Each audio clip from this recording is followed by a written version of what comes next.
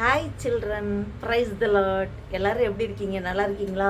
உங்களை எல்லாரையும் இந்த வீடியோவில் பார்க்கறதுல கர்த்தருக்குள்ள மிகவும் சந்தோஷப்படுகிறேன். சரிதா கேடிசிஸ் சேனலுக்கு உங்களை எல்லாரையும் அன்புடன் வரவேற்கிறேன். ஓகே, இவ்வேளை கூட எல்லோரும் ஸ்டோரி கேட்க ஆசையாக இருக்கீங்கன்னு நான் நினைக்கிறேன். ஸ்டோரிக்கு போகிறதுக்கு முன்னாடி ஒரு சின்ன ஜெபம் பண்ணிடலாமா? ஓகே, ப்ரே பண்ணும். அன்புள்ள இயேசு சுவாமி, ஆண்டவரே, இந்த நாளைக்கு ஸ்தோத்திரம். அப்பா, இவ்வேளை கூட ஆண்டவரே, அப்பா, அந்த ஸ்டோரி சொல்வது மூலம் இந்த ஸ்டோரியை கேட்குற ஒவ்வொரு பிள்ளைகள் உள்ளத்தில் நீங்கள் பேசுங்கப்பா. இந்த ஸ்டோரி மூலமாக நல்ல விஷயங்களை கற்றுக்கொள்ள, அவர்கள் அவங்க வாழ்க்கையில் பயன்படுத்த நீ கிருபை பாராட்ட முடியாது ஜெபிக்கிறோம். நீர் அப்படியே சேவக்காய் ஸ்தோத்திரம். ஆசீர்வதிங்க, பலப்படுத்துங்க. இயேசு கிறிஸ்து நாமத்தினால ஜெபிக்கிறோம், ஜீவனுள்ள நல்ல பிதாவே. ஆமேன், ஆமேன். ஓகே சில்ட்ரன், இப்போ நம்ம நேராக ஸ்டோரிக்கு போகலாம். ஜான்கிற ஒரு அண்ணா இருந்தாங்க. அவங்க ஒரு பெரிய ஒரு ஃபேக்ட்ரியில் வேலை செஞ்சாங்க. அது என்ன ஃபேக்ட்ரினா, ஒரு மீட் ஃபேக்ட்ரி. அதாவது கறியெல்லாம் ஸ்டோரேஜ் பண்ணியிருப்பாங்களே, மீட் கறியெல்லாம் ஸ்டோர் பண்ணியிருப்பாங்களா, அப்படிப்பட்ட ஒரு பெரிய ஃபேக்ட்ரியில் ஜான்கிற அண்ணா வேலை செஞ்சாங்க. அவங்க ஒரு ஈவினிங் டைமு இந்த ஸ்டோரேஜ் ரூம், அதாவது ஸ்டோரேஜ் ரூம்னா சாதாரண ஸ்டோரேஜ் இல்லை, இந்த ஃப்ரீசர். இப்போ ஃப்ரிட்ஜை திறக்குறீங்க, ஃப்ரீசரை திறந்தால் ஃப்ரீஸ் ஆகும்போது ஃப்ரீசரில் எவ்வளோ நல்லா கூலிங்காக வரும். அதை விட பயங்கரமான கூலிங் டெம்பரேச்சரில் இருக்கிற ஒரு ஸ்டோரேஜ் ரூம். அதாவது இந்த மீட்டெல்லாம் பதப்படுத்தி வைக்கிற ஸ்டோரேஜ் ரூம்குள்ளே போகிறாரு. போனது என்னாச்சு, அந்த டோர், அது ஒரு ஆட்டோமேட்டிக் லாக் உள்ள டோர். உள்ளார கதை திறந்து போனதும் அன்எக்ஸ்பெக்டடாக அந்த ஆட்டோமேட்டிக் டோர் லாக் ஆயிடுச்சு. லாக் ஆனதும் ஜான் அந்த அண்ணனுக்கு என்ன பண்ணுறதுனே தெரில. கத்தி கத்தி பார்க்குறாங்க, ப்ளீஸ் ஹெல்ப் மீ, எனிபடி, யாராவது வாங்க, நான் இதுக்குள்ளே மாட்டிகிட்ருக்கேன். சொன்னாலும் கேட்காது, ஏன்னா சவுண்டு வெளியிலே போகாது. அது பயங்கர கறிகள்லாம் பதப்படுத்தி வைக்கிற அந்த மோர் கூலிங் உள்ள ஸ்டோரேஜ் உள்ள பிளேஸு. என்ன கூப்பிட்டாலும் பேசினாலும் வெளியில் சவுண்டே கேட்காது. அதில் நல்லா மாட்டிக்கிட்டாங்க அந்த ஜான் அண்ணா. என்ன பண்ணுறது, கூப்பிட்டு கத்தி கத்தி பார்த்து அப்படியே ரொம்ப டயர்டாயிட்டாங்க. ஏன்னா இன்னும் கொஞ்ச நேரம் அந்த இதில் இருந்தால் அந்த கூலிங் இதில் ஃப்ரீஸ் ஆயிடுவாங்க. அவங்களுக்கு உயிருக்கே ஆபத்தாயிரும். ரொம்ப ஃப்ரீஸ் ஆகிட்டாங்கன்னா செத்தே போயிடுவாங்க. அப்படி ஒரு சூழ்நிலை. ஐயோ, இதில் மாட்டிட்டோமே, எனக்கு ஹெல்ப் பண்ண யாருமே இல்லைன்னு கத்தி கத்தி பார்க்குறாங்க. யாரும் ஒரு ரெஸ்பான்ஸ் இல்லை. அது ஈவினிங் டைம், எல்லோரும் டியூட்டி முடிஞ்சு போகிற டைம், யாருக்குமே தெரியல. அது ஆட்டோமேட்டிக்காக டோர் லாக் ஆயிடுச்சு. என்ன பண்ணுறதுனே தெரில.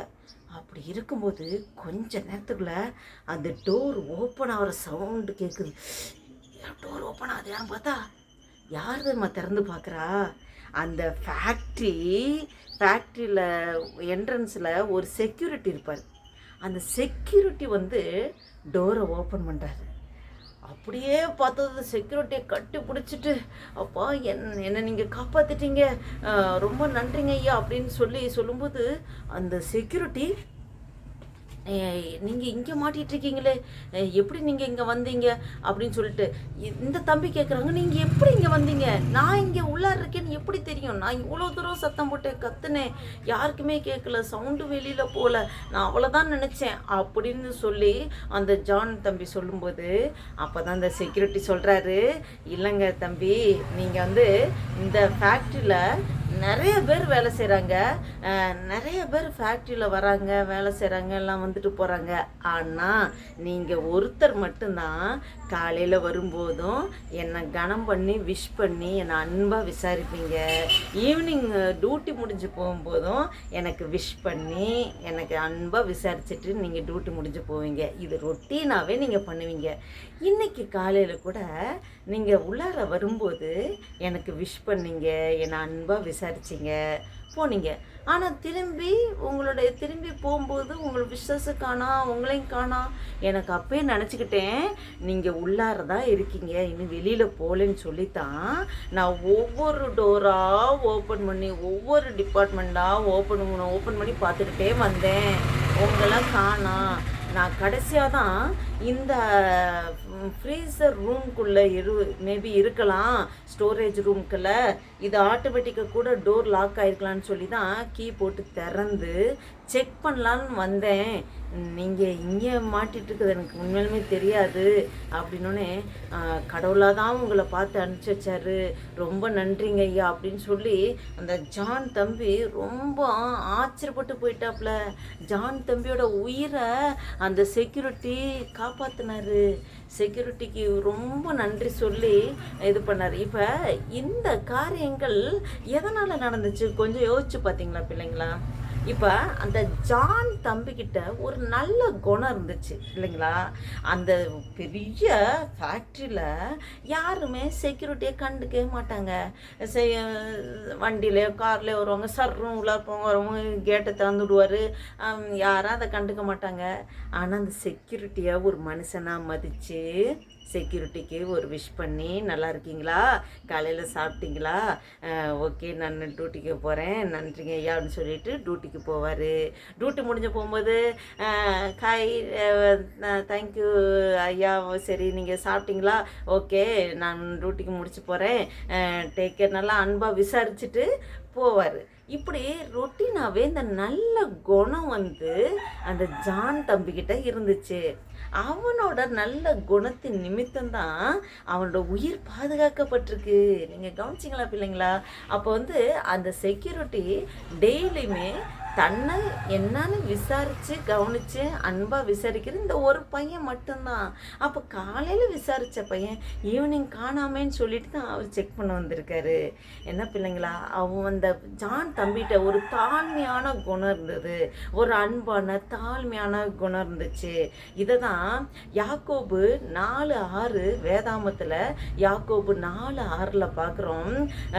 பெருமை உள்ளவர்களுக்கு தேவன் எதிர்த்து நிற்கிறார், தாழ்மை உள்ளவர்களுக்கோ தேவன் கிருபை அளிக்கிறார் என்கிறத நம்ம பார்க்குறோம். என்ன சொல்லுங்க பிள்ளைங்களா? இந்த வேத வசனத்தை சொல்லுங்க. யாக்கோபு 4:6 தேவன் பெருமை உள்ளவர்களுக்கு எதிர்த்து நிற்கிறார், தாழ்மை உள்ளவர்களுக்கோ கிருபை அளிக்கிறார். இன்னும் வேதாமத்தில் ஒன்று பார்த்தீங்கன்னா, நேபுகாத் நேச்சார்னு ஒரு பயங்கரமான ஒரு ராஜா இருந்தார்.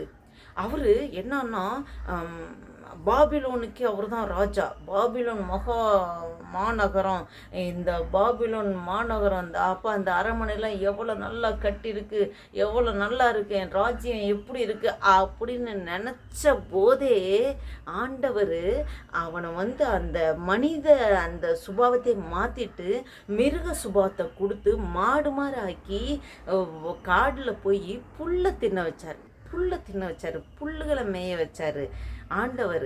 ஆனால் பெருமைக்கு எதிர்த்து நிற்கிற தேவன். பெருமையே நம்ம அடிக்கக்கூடாது. என்ன பிள்ளைங்களா?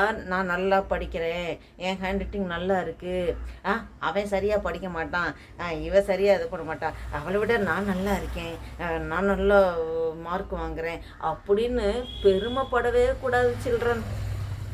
நம்ம ஆண்டவர் கொடுக்குற கிருபை, ஏசப்பா நமக்கு கொடுக்குற கிருபை, நம்ம தாழ்த்தணும். ஆண்டவர்கிட்ட நம்மளை தாழ்த்தும் போது ஆண்டவர் அவருடைய கிருபை நமக்கு அளிக்கிறார். கிருபை தான் நமக்கு வேணும். கிருபை இல்லைன்னா ஒன்றுமே முடியாது. ஆண்டவர் கிருபைனாலே நம்மளை நடத்துகிற தேவன். காலைதோறும் அவருடைய கிருபை புதிதாக இருக்குது. நம்ம புதிய ஆண்டவர்கிட்ட கிருபை கேட்டுக்கணும். கல்வாரி சிலுவையில் ஏசப்பா அந்த சிலுவையில் கடைசி மரண பரிந்துமும் அவர் தண்ணியே தாழ்த்தினார், சிலுவையில் ஒப்பு கொடுத்தாரு, அடிக்க ஒப்பு கொடுத்தாரு. எதுக்காக?